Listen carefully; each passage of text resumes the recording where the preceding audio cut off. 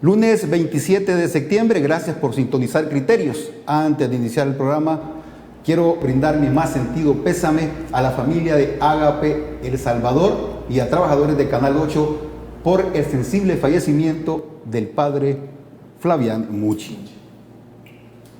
Desde ya, mi más sentido pésame porque es un religioso que dejó un gran legado, muchas obras sociales para los más necesitados. Descansa en paz, Padre Muchi.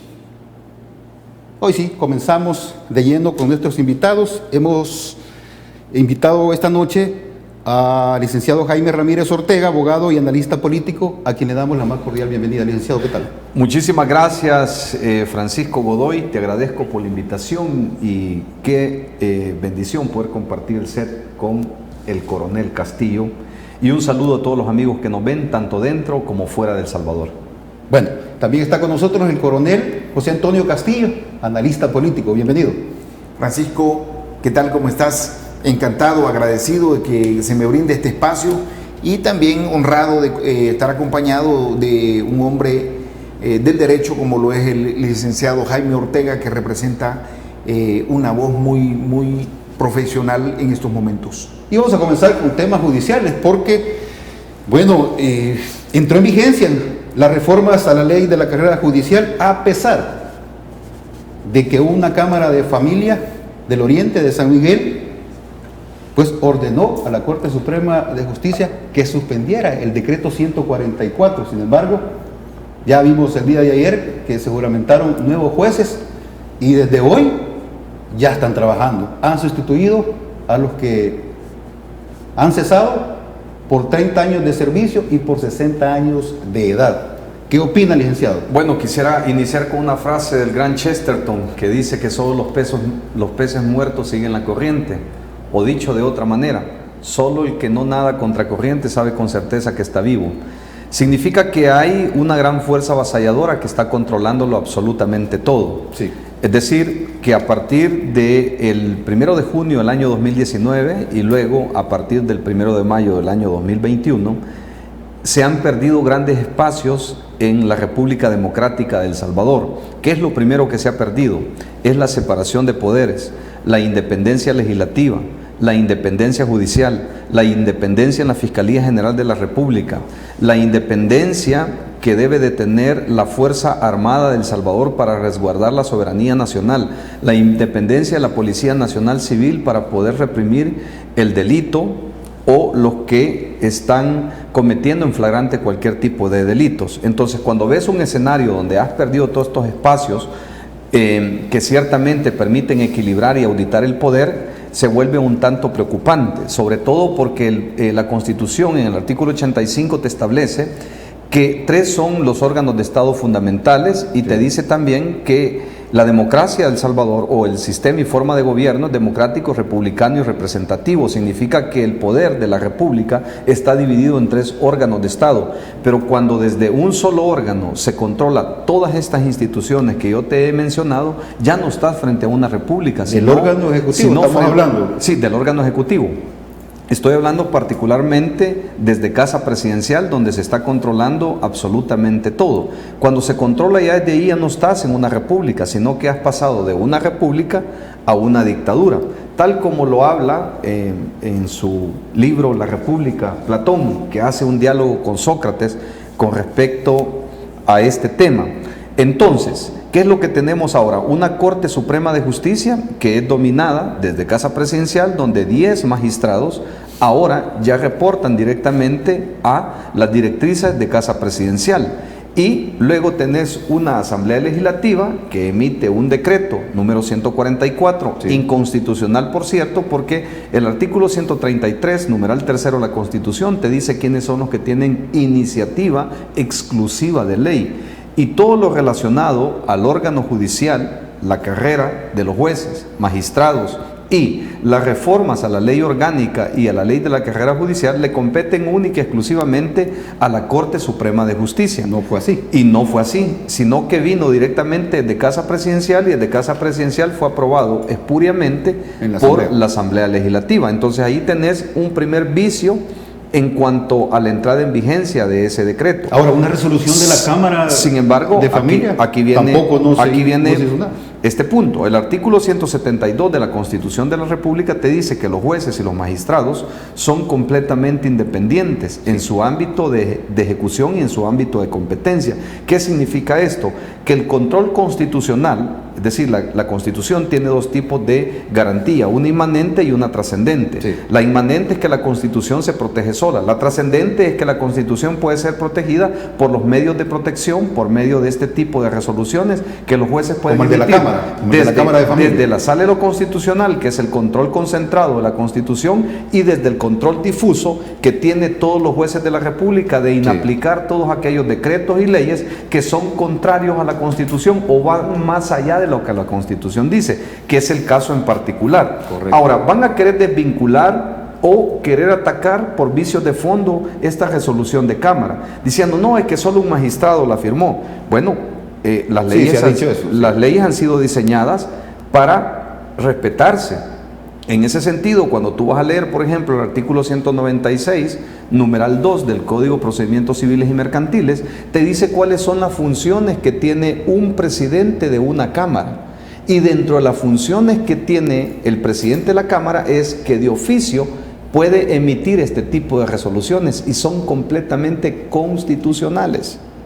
Entonces, no es cierto que no tenga validez, por supuesto que tiene validez, sobre todo porque está atacando el vicio de un decreto que carece del proceso de aprobación constitucional. Pero si hizo caso omiso, licenciado, porque Bueno, ya se juramentaron Sí, los jueces el día de ayer. Tengo entendido que esa resolución nada más corresponde al circuito de San Miguel. Allá. Ese es el primer punto.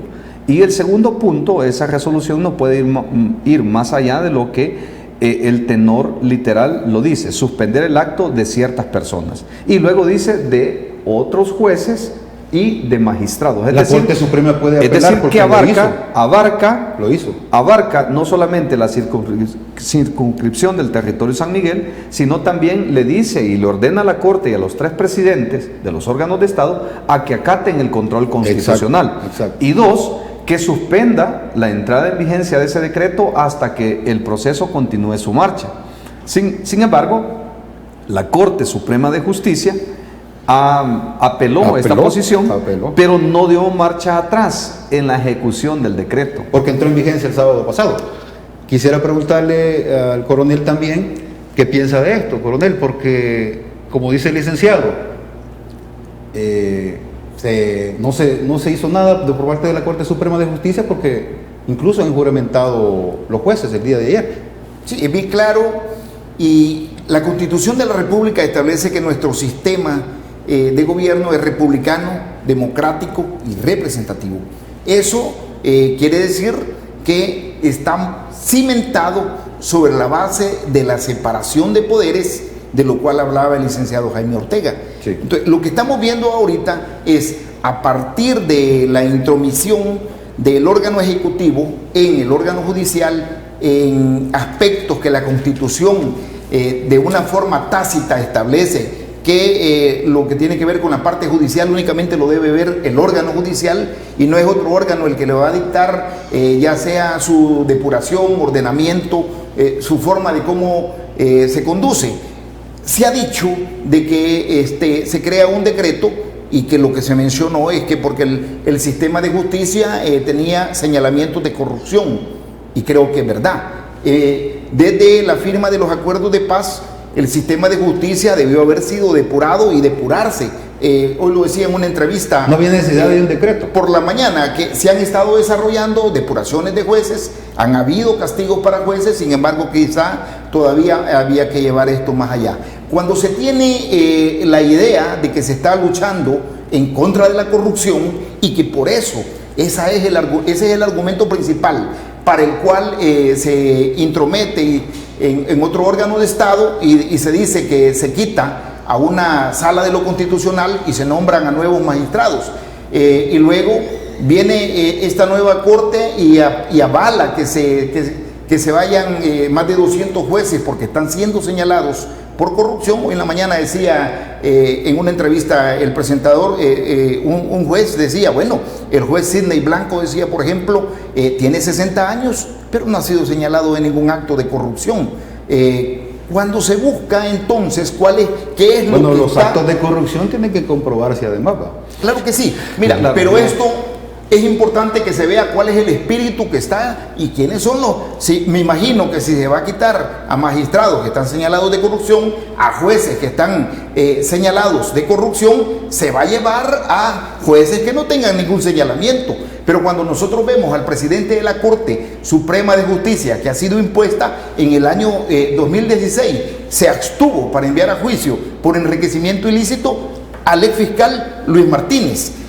Luego votó por no enviar a juicio por enriquecimiento ilícito a Mauricio Funes. También justificó problemas de logística para no dar con la extradición de Armando Melgar, que es un cabecilla de la MS que reclama a los Estados Unidos. También votó para exonerar a Salvador Sánchez Serén por enriquecimiento ilícito. También votó por exonerar a Ana Vilma Escobar por enriquecimiento ilícito. Y también votó que no había indicios de enriquecimiento ilícito cuando fue señalado el exsecretario de Asuntos Legislativos Luis Mario Rodríguez. Entonces, ese es el pedigrí del presidente de la Corte Suprema de Justicia que eligió la bancada Cian. Pero como corolario, hoy que se están desarrollando los llamamientos a la Asamblea Legislativa y pudimos ver que se señaló a un señor de apellido Alvarenga, llegó y dijo, no, aquí lo que hubo fue un amañamiento de la justicia, y claramente señaló que un ex fiscal había amañado la justicia en su caso, y dijo... El ex tesorero, creo que lo dijo en la comisión de sobresueldos. ¿Y qué resulta? Con que este ex fiscal que torció la justicia, hoy es magistrado de la Corte Suprema de Justicia. Voy a tener que ir a nuestra primera pausa, coronel. Entonces, el espíritu de la reforma, de la lucha supuesta contra la corrupción, ¿es ese o hay otra cosa más? Bueno, vamos a ir a la pausa, regresar, vamos a hablar también, seguimos hablando del tema jueces, por supuesto, porque vamos a ver qué dijo el presidente de la Corte Suprema de Justicia, Óscar Jerez, tras la juramentación de estos nuevos jueces que sustituyen a los que se van. Ya volvemos.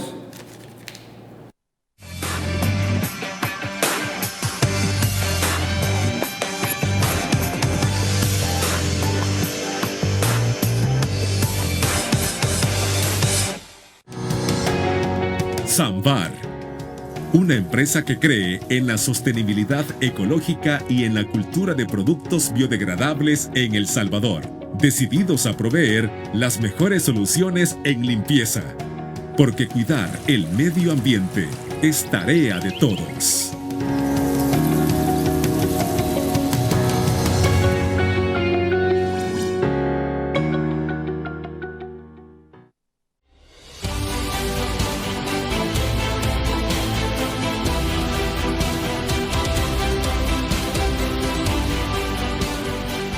Nuestro compromiso, nuestra pasión, son algunas de las cosas que nos caracterizan como salvadoreños.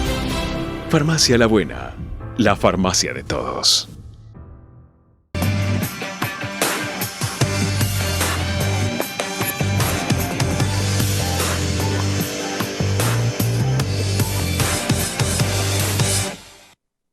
Seguimos con criterios y vamos de inmediato a ver y escuchar al presidente de la Corte Suprema de Justicia, Óscar Jerez, tras la juramentación de nuevos jueces el día de ayer. Veamos. Como hoy fueron nombrados, los magistrados y jueces sustitutos. El día de mañana tienen que tomar posesión de sus cargos, de sus sedes judiciales a las 8 de la mañana.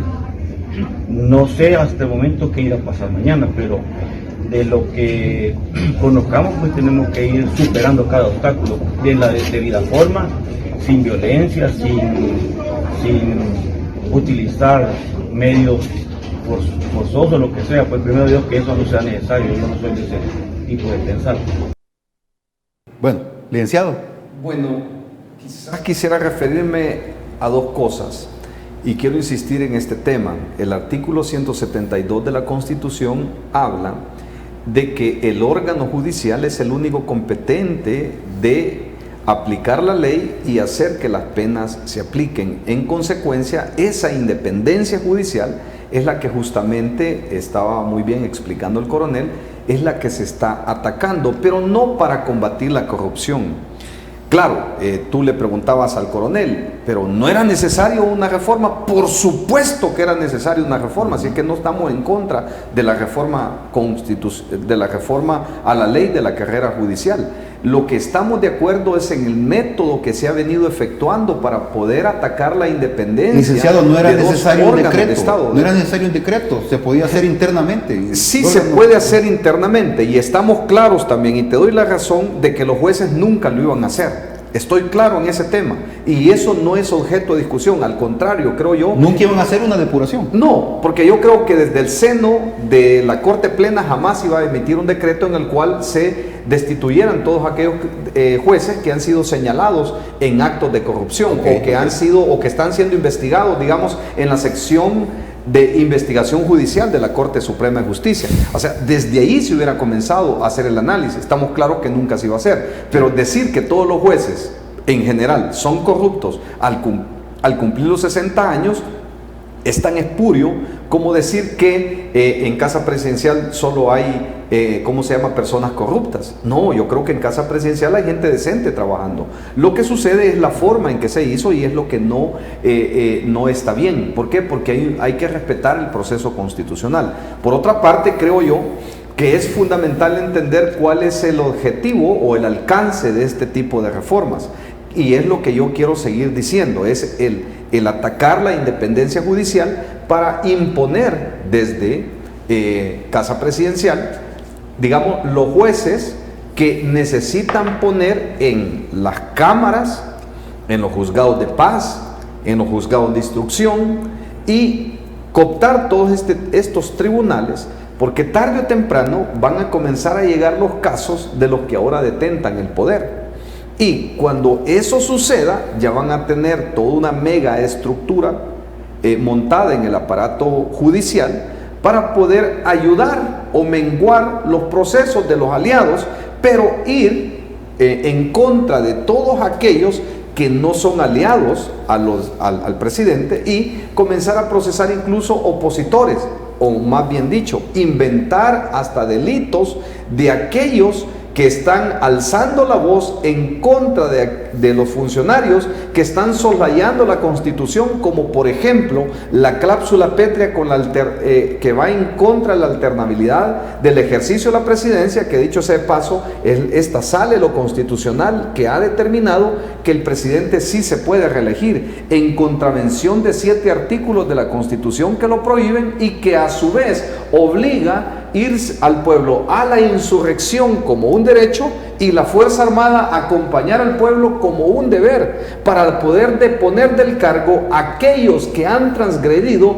el orden constitucional relativo a la forma y sistema de gobierno de la República de El Salvador. Por lo tanto, tarde o temprano, los que aprobaron esta resolución como los que la están apoyando estarán un día delante de la justicia.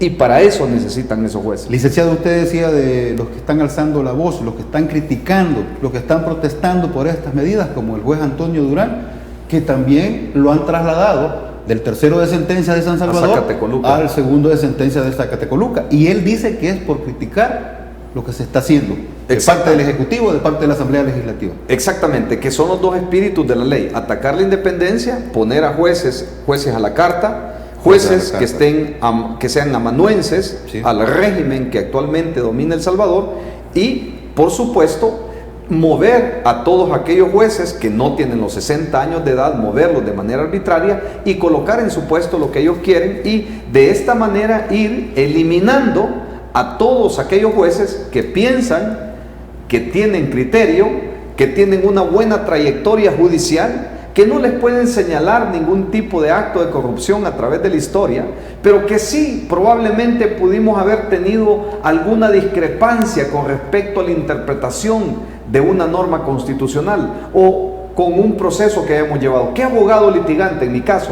como abogado litigante, qué abogado litigante va a estar muchas veces a favor de una resolución que va en contra de los intereses de su cliente? Probablemente no esté a favor. Pero si el juez juzgó conforme a derecho y uno como abogado sabe si lleva las de perder en un caso o lleva las de ganar, pues sabe que el juez ha juzgado conforme a derecho. Y aunque eso sea contrario, no por eso significa que juzgó en contrario a la ley. No, de ninguna manera. Simplemente así son las resoluciones.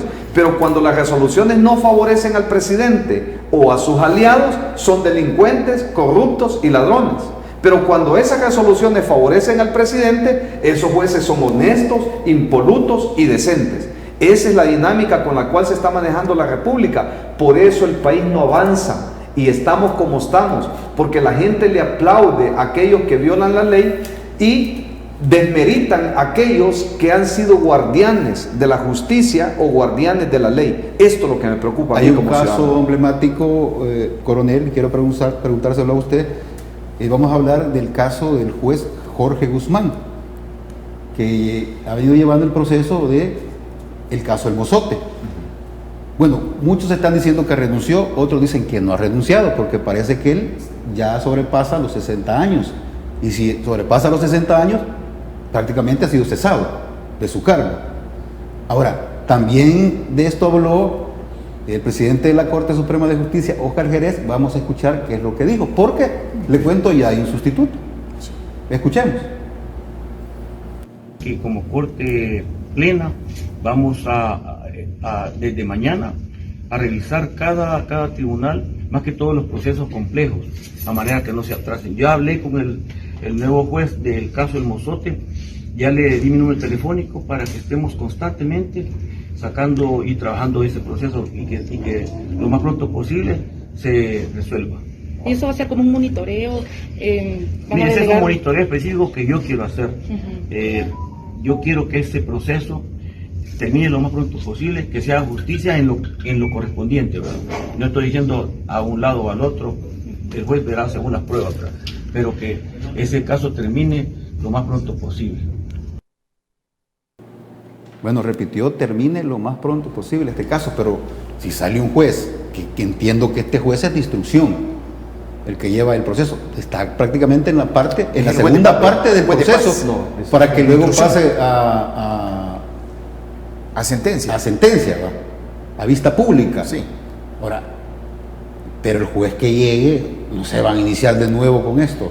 No, definitivamente al ser nombrado un nuevo juez, está obligado a empezar de cero y empaparse del proceso, y lo que manifestó el juez Guzmán es que él no podía quedarse porque la ley no puede ser, para él como una dedicatoria especial y para los demás lo estaban mandando fuera. Él prácticamente en solidaridad con los otros jueces que estaban siendo retirados pone su renuncia y expresa también, su descontento. ¿Él renunció? Sí, él ha renunciado. Porque fíjense que David Morales, que es uno de los defensores de las víctimas en el caso Mozote, dijo, y lo vi en un Twitter, él fue cesado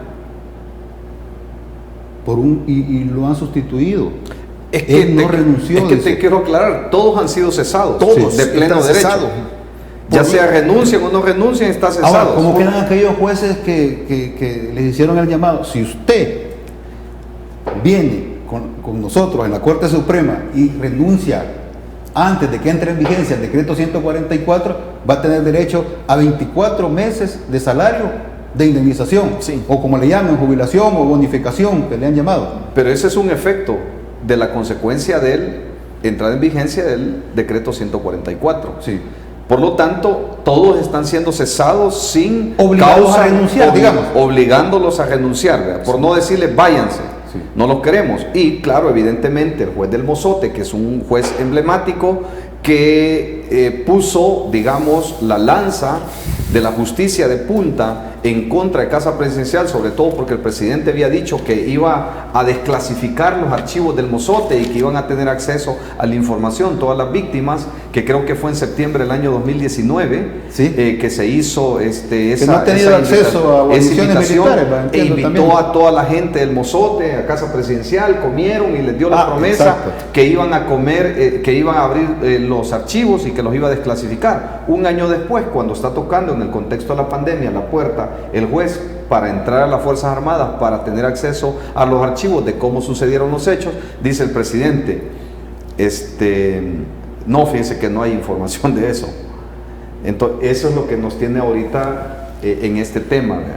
Vamos a ir a una nueva pausa, a regresar, porque en todo esto de las reformas a la ley de la carrera judicial, avalar una reelección presidencial y todo lo que ha pasado, pues ha llevado a que 5 magistrados actuales de la Sala de lo Constitucional estén ahora en la lista Engel.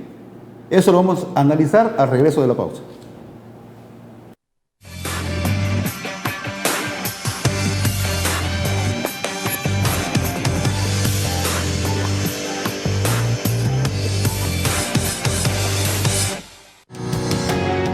Samvar, una empresa que cree en la sostenibilidad ecológica y en la cultura de productos biodegradables en El Salvador, decididos a proveer las mejores soluciones en limpieza, porque cuidar el medio ambiente es tarea de todos.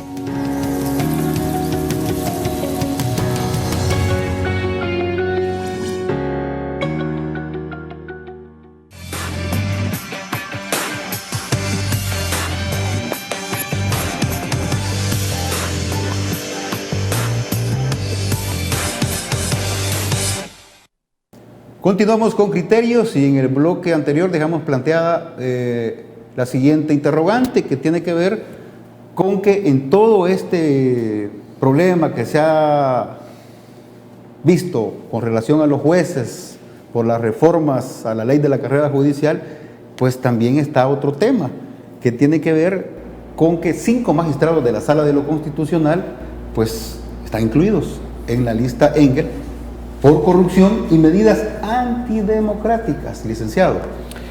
Bueno, fíjate que yo quisiera tomar el mito o la leyenda del anillo de Giguel, ¿sí? Que creo que has tenido la oportunidad de escuchar.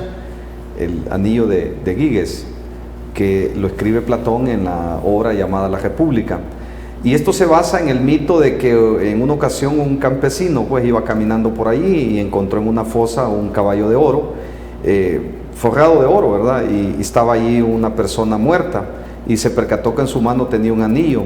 El hombre le quitó el anillo y se lo llevó para su casa, y estando él en su casa se puso el anillo y se dio cuenta que ese anillo de repente lo hacía invisible. Y al hacerlo invisible vino él y comenzó a utilizar esa invisibilidad para seducir a la reina, y la sedujo, y cuando ya finalmente la tenía la reina seducida, pues mataron al esposo, al rey, para poder llegar al poder. Sí.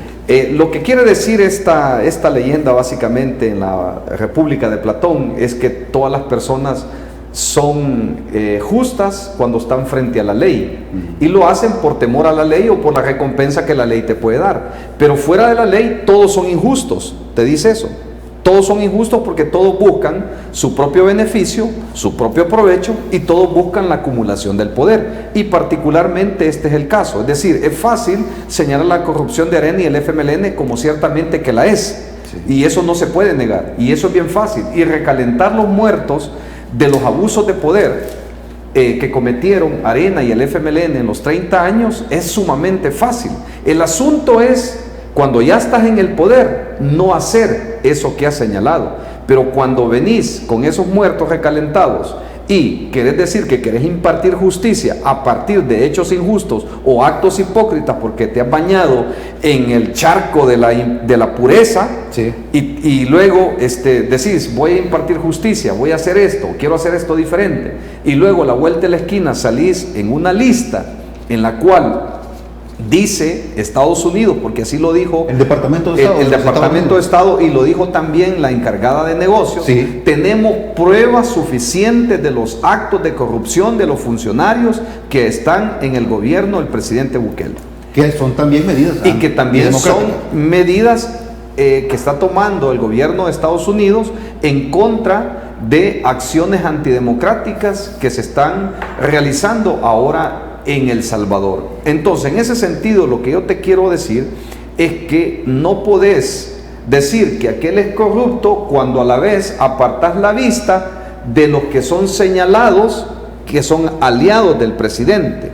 Para muestra un botón, Sí. el caso del fiscal que amañó el proceso de Tony Saca junto con otros fiscales que cuando los están entrevistando en la Comisión de Investigación de Sobresueldos, le pregunta un diputado, ¿y estos son los fiscales que se vendían como independientes? Y si usted teniendo prueba de descargo, le dijo, ¿por qué no la presentó? Porque fui obligado por los fiscales. Y dentro de esos fiscales, le dijo, está uno que se llama, le dijo, creo que dijo Nahum Martínez, dijo. Sí. Nahum Martínez. Y así quedó registrado. Y en el así audio. quedó registrado. Dijeron, muy bien, tomaron nota. Quien lo quién? dijo fue el Jorge Herrera, ex tesorero de Casa Presidencial durante la administración de Saca, en la comisión que investiga sobre sueldos. Interesante, la comisión que investiga sobre sueldos. Sí. Él fue uno de ellos, pero paradójicamente ahora, uno de esos que ha sido ahí señalado, es miembro de la Sala de lo Constitucional, es decir, Nahum Martínez. magistrado de la Sala de lo Constitucional. O sea, Bueno, pero eso es lo que eligió la bancada Cian. eso fue lo que eligió la bancada Cian, que es la que está investigando la corrupción del pasado. Es lo que digo. Todos somos justos cuando estamos frente a la ley, o porque la ley nos va a dar un premio. Pero somos injustos cuando somos invisibles a la ley. Justamente la metáfora del anillo de Gigés. Es exactamente. Debería investigarse entonces el magistrado Nahum Martínez, coronel, ¿no cree? Bueno, a partir del señalamiento que hizo esta persona, donde prácticamente lo que está diciendo es que en el caso de él, así lo dijo bien claramente, si no firmábamos, dijo, entonces lo que nos va a pasar como el que no firmó, que lo condenaron a 16 años, dijo, y si nosotros firmábamos, entonces nos daban una pena de un castigo abreviado de 3 años, y entonces que tuvimos que firmar. ¿Por qué? El que no firmó el juicio abreviado, el que no quiso, es que tiene más años. 16 años. Entonces dice, habían fiscales que torcían la justicia, dice, y resulta que uno de esos fiscales fue electo posteriormente magistrado por la bancada Cian. La pregunta vuelve a tener eco. Entonces, estamos buscando sanear la justicia de la corrupción y caminar en un sendero mejor del que se ha caminado, porque aquí no estamos defendiendo a ningún corrupto, a ninguno de los corruptos de Arena, a ninguno de los corruptos del FMLN, a ningún corrupto que haya saqueado las arcas del Estado debe ser defendido, procesado. Debe ser procesado y que enfrente a la justicia. Aquí lo que estamos diciendo es que debe respetarse el debido proceso, que debe hacerse de la mejor forma posible. Nosotros hemos tratado y es por esa razón que cuando viene entonces y Estados Unidos está diciendo, no está diciendo tenemos indicios, no está diciendo sospechamos, tenemos pruebas, dice supuestos actos de corrupción, no dice. Tenemos pruebas sólidas. Cuando ya la señora encargada de negocios de los Estados Unidos está sacando, expresando que sí se tienen pruebas sólidas y que muy probablemente en el futuro se va a tener que aplicar la ley Magnitsky y se van a incluir más nombres a la lista Engels. Eso no es nada lo dijo también la nada encargada de sorpresivo. negocios, que la lista se puede ampliar. La lista va a continuar siendo ampliada porque hay más personas que van a continuar entrando en un listado, porque Estados Unidos tiene bien claro sobre la base de qué está enviando señalamientos para estos países, sobre dos pilares fundamentales. Uno, señalamientos por casos de corrupción, y dos, señalamientos por romper el sistema democrático en el país. Es que aquí está bien claro, o sea, mira, todo lo que existía, o sea, lo que ha venido y se han dado todos estos abusos, eso es parte de lo que sufren las naciones que están en vías para democratizarse y tener una democracia sólida, como Canadá, como Inglaterra, como otros países desarrollados. Pero nosotros estamos en ese proceso y hemos tenido que pasar por este calvario. Entonces, ahora venir y tratar de juzgar a uno y no juzgar a otro y decir, como lo decía el licenciado Jaime Ortega, aquellos son corruptos y nosotros somos blancas palomas, cuando la realidad está demostrando otra cosa, cuando se está viendo incluso mismos diputados que sus padres se vieron beneficiados por la corrupción y que mucho de los fondos les llegó también a ellos y algunos hasta pudieron costearse sus estudios gracias a ello. Entonces yo creo que aquí se trata de que en realidad, si se va a combatir la corrupción, se vaya contra todos. Los de la lista Engels, que está señalando la señora encargada de negocios, que el señor fiscal no ha movido todavía nada, y los señalados por los 20, 30 años de corrupción, que también deben de ser procesados. Aquí no se va a defender a ningún corrupto, y aquel que haya usufructuado los bienes del Estado y se haya corrompido, debe de enfrentar la justicia, y creo que ese es el camino que se debe seguir. Vamos a ir a una nueva pausa, pero al regresar les quiero preguntar sobre lo que dijo el presidente en una de las primeras reacciones después de conocerlo, esto de la lista Engel, las marchas que se hicieron el 15 de septiembre también, de que aquí lo que hay es injerencia y que las movilizaciones se están financiando por internacionalmente, dijo. Así que con eso regresamos, no nos cambien.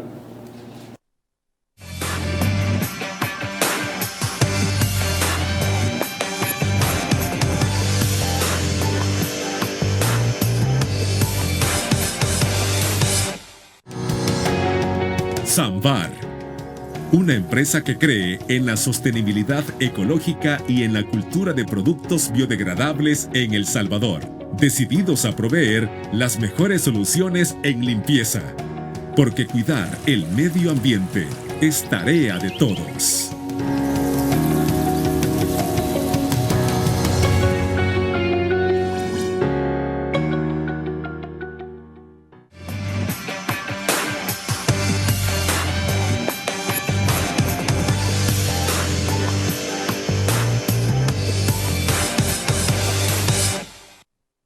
Seguimos con criterios. Coronel, no sé si nos quedó algo sobre el magistrado Nahum Martínez todavía.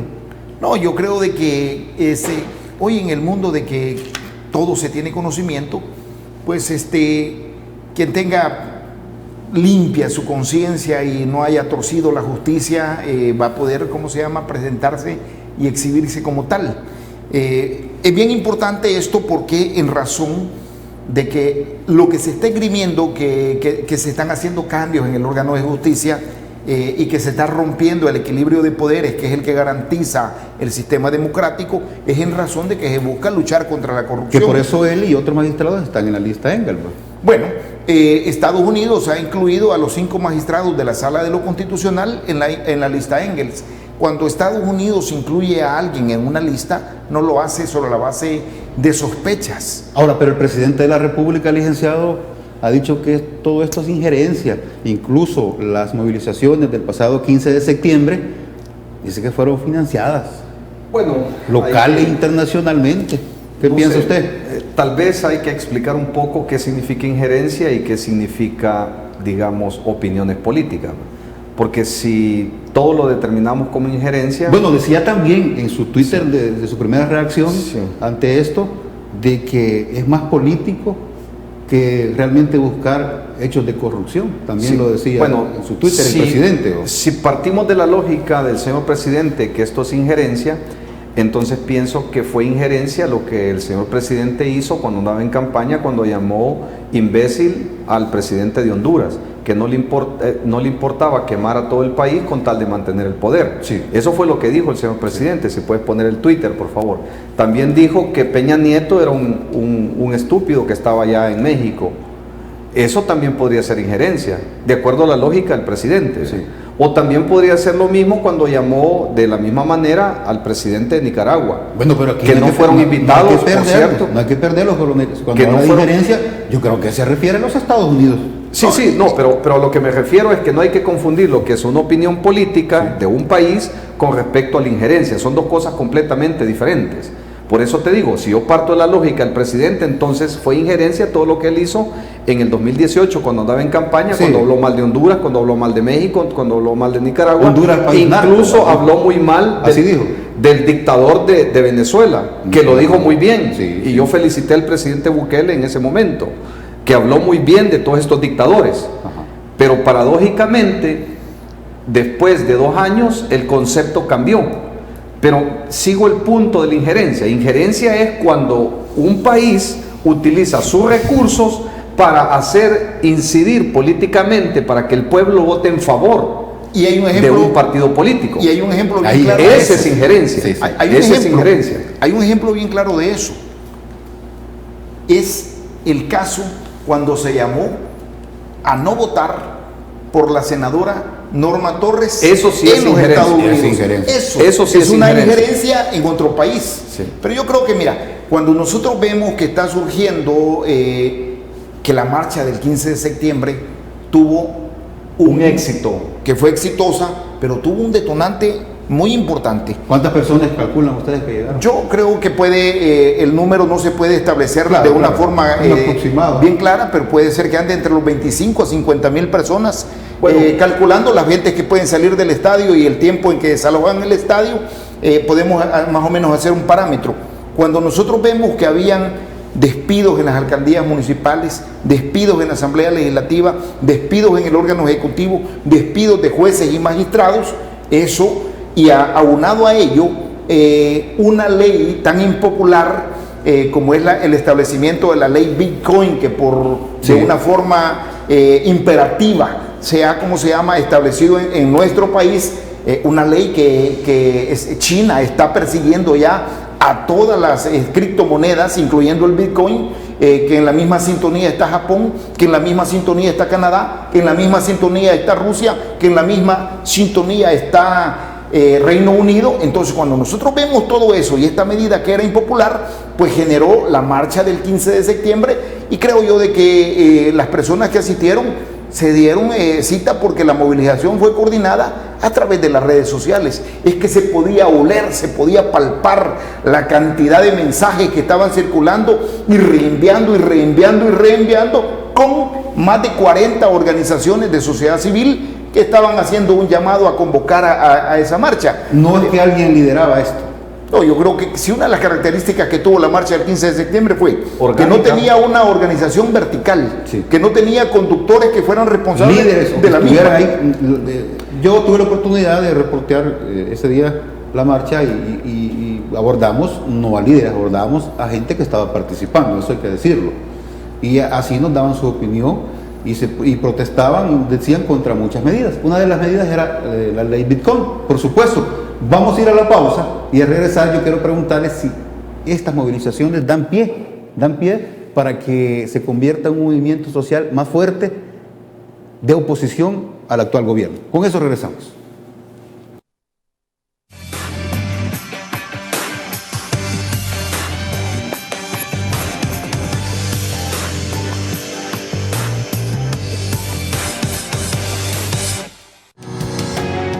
Samvar, una empresa que cree en la sostenibilidad ecológica y en la cultura de productos biodegradables en El Salvador, decididos a proveer las mejores soluciones en limpieza, porque cuidar el medio ambiente es tarea de todos.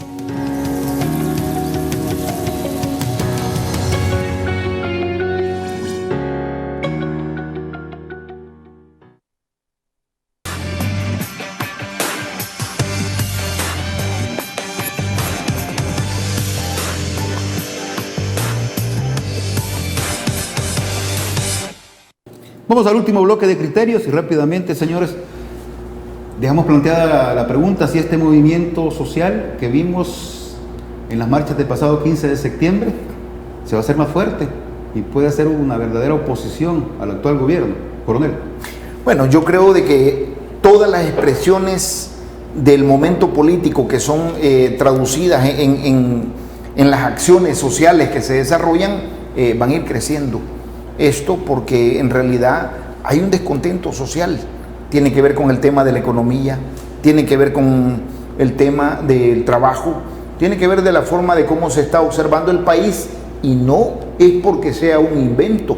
Ya hay encuestas que son instrumentos científicos que lo venían advirtiendo, que había un descontento, que la población no se siente ya representada por la Asamblea Legislativa, sino que dice que la Asamblea no responde al pueblo, sino que está respondiendo al órgano ejecutivo, y que pues precisamente esto está dando una sensación de que se está gestando algo muy grande, que la misma comunidad de salvadoreños en los Estados Unidos lo está haciendo sentir a través de la diáspora, y también porque en la parte interna ya hay un cansancio en estos 2 años de gobierno. ¿De movimiento social puede llegar a convertirse en un movimiento político, licenciado, y participar con candidatos en las elecciones del 2024? Bueno, es que yo quiero dejar sentado esta postura, ¿verdad? En primer lugar, para quitar la sensación de que esto fue como pagado, y bueno, yo creo que las personas, el presidente las personas internacionalmente y local, fueron porque se sienten descontentos con los que ahora detentan el poder y no están siendo representados por ellos, porque están siendo representados por los mismos de siempre, hay que decirlo con claridad. Okay. Y yo fui a marchar no porque me pagaron, y marché junto al coronel con los jueces, y marché porque le queremos decir al presidente: basta con tanto abuso que se le está dando a la Constitución de la República. Queremos que haya siempre separación de poder, queremos que haya independencia judicial, queremos que haya independencia en la Asamblea Legislativa, queremos que haya independencia en la Fiscalía General de la República, queremos que haya independencia en el Instituto de Acceso a la Información Pública. Queremos que la Constitución se respete y no a la reelección. Hay 7 artículos que le prohíben al presidente ser presidente de la República en el próximo periodo. Sin embargo, la Asamblea, que la sala de lo constitucional que él puso, interpreta que él sí puede ir, pero no Sánchez Serén. Esto es paradójico completamente. Entonces, es eso lo que le está diciendo el pueblo. No queremos dictadores, queremos presidentes que sepan entender las necesidades del pueblo y catapulte a El Salvador hacia un mejor progreso, no como se lo están llevando en estos momentos. ¿Se esperan nuevas movilizaciones? Sí, se ha estado hablando de movilizaciones futuras. Todo se mueve en la red social. Quien está metido pues en Twitter puede darse cuenta de cómo están circulando muchas organizaciones convocando a nuevas marchas que se vienen tanto al final de este mes como en el mes siguiente. Yo creo, y el presidente de la República lo dijo bien claro, el pueblo puede salir a marchar las veces que sea, dijo. Y creo que también es un derecho ciudadano, no es algo que tiene que limitarse. Pero tampoco podemos agradecerles porque no nos ametrallaron, ¿verdad? No nos reprimieron. Porque no nos reprimieron. Da la impresión que quieren que les agradezcamos. No, si es un derecho constitucional, presidente, que tenemos todos. Bueno. Y que este derecho lo aprovechan el FMLN y Arena, sí, pero no es la marcha de ellos. Ya no es la lucha del frente, ya no es la lucha de Arena, es la lucha del pueblo salvadoreño en contra de aquellos que se han alzado en contra de la Constitución. Bueno, gracias, licenciado, gracias, coronel. Gracias, licenciado, a usted también. Bueno, y a ustedes también, amigos televidentes, por su sintonía en Criterios. Será un nuevo programa. Por hoy, pase buena noche.